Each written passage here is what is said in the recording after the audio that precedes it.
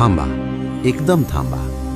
तुम्ही शेती करता, पण तुमच्या शेतीतला सगळ्यात मोठा व्यवहार तुम्हाला माहीतच नाही, आणि तो व्यवहार होतो मातीखाली.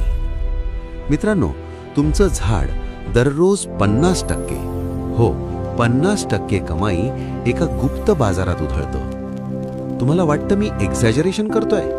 नाही. झाड प्रकाश संश्लेषणातून जे कार्बन बनवतं त्याचा मोठा हिस्सा ते मुळांतून मातीमध्ये सोडतं, आणि इथेच सुरू होतो काळा बाजार. प्रश्न असा आहे, का? झाड असं का करेल? झाड वेडं आहे का, की झाडाला याचा फायदा मिळतोय? आज आपण हेच उघड करणार आहोत. स्क्रीनवर एक शब्द लक्षात ठेवा, रायझोस्फिअर. मुळांच्या भोवतीचा फक्त 1 ते 2 मिलीमीटर भाग, एवढासा भाग, पण इथे चालतो शेतीचा रिअल गेम. तुम्हाला वाटतं माती म्हणजे फक्त आधार? नाही, माती म्हणजे एक जिवंत बायोकेमिकल मशीन. आता चलन काय? झाड जे सोडतं त्या साखरेचे आणि प्रथिनांचे स्त्राव. विज्ञानात नाव एक्झ्युडेट्स. सोप्या भाषेत हे म्हणजे सूक्ष्मजीवांसाठी नोटा. झाड म्हणतं, हे घ्या कार्बन, आता मला फॉस्फरस द्या, नायट्रोजन द्या आणि पाणी द्या. हा व्यवहार इतका मोठा आहे की तुमचं पीक त्यावर चालतं. आता या बाजारातले व्यापारी कोण? 3 मुख्य प्लेयर. पहिला, फायदेशीर बॅक्टेरिया.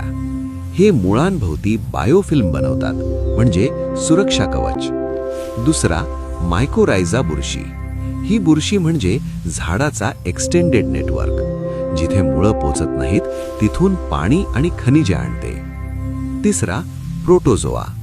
हे बॅक्टेरियांना खातात आणि झाडाला मिळतं रेडी टू ईट अमोनियम, म्हणजे निसर्गात खत तयार होतं तुमच्या डोळ्यांसमोर पण दिसत नाही. आता फायदे आहे का? पहिला, रोगांना जागा नाही. गर्दीच्या बाजारात चोराला जागा मिळत नाही, तसं इथे रोगजंतूंना मिळत नाही. दुसरा, पाणी धरून ठेवण्याची ताकद वाढते, कारण बुरशी ग्लुओमॅलिन नावाचा डिंक सोडते आणि माती दाणेदार बनते. पण आता येतो धक्का. आपण काय करतो? भरमसाठ रासायनिक खतं. आणि रासायनिक खतं म्हणजे क्षार, सॉल्ट्स. हे क्षार सूक्ष्मजीवांच्या शरीरातून पाणी खेचतात आणि ते मरतात. मग काय होतं? झाड स्त्राव सोडणं कमी करतं आणि बाजार बंद.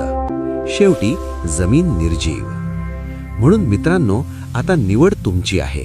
तुम्ही फक्त ग्राहक राहणार की जाणकार मृदा व्यवस्थापक बनणार? रायझोस्फिअर जिवंत ठेवा आणि पीक आपोआप जोमाने येईल. ही माहिती उपयोगाची वाटली तर व्हिडिओ शेअर करा आणि कमेंटमध्ये सांगा, तुम्हाला हा अदृश्य बाजार पुन्हा जिवंत करायचाय का? सबस्क्राईब करा. भेटूया पुढच्या व्हिडिओमध्ये. धन्यवाद.